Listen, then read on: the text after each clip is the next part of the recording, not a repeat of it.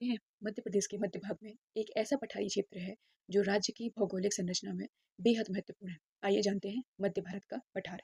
मध्य प्रदेश के उत्तरी पश्चिमी भाग पे मध्य भारत का पठार स्थित है, जिसका निर्माण मुख्यतः विंध्य सैल समूह के अपरदन तथा नदियों के निक्षेप से हुआ है।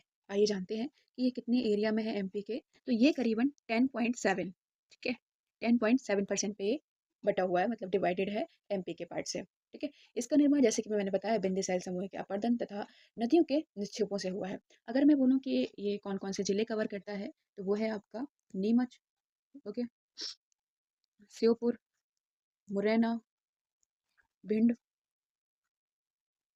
ग्वालियर एंड शिवपुरी। ठीक है, नीमच, श्योपुर, मुरैना, भिंड, ग्वालियर और शिवपुरी, ये सारे डिस्ट्रिक्ट कवर करता है मध्य भारत का पठार। अगर मैं जलवायु की बात करूँ तो ग्रीष्म ऋतु में अत्यंत गर्म और शीत ऋतु में अत्यधिक ठंड पाई जाती है। आप जानते होंगे कि भिंड जो है वो पूरे मध्य प्रदेश में सबसे ज़्यादा गर्म रहता है।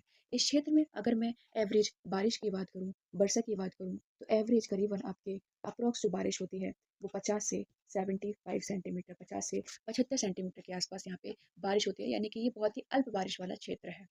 यहाँ पे शुष्क और कटीले पर्णपाती वन पाए जाते हैं, जैसे कि खैर, बबूल, पलास आदि पाए जाते हैं। यहाँ की मृदा की बात करें तो जलोढ़ और कछारी यहाँ पे मृदा पाई जाती है।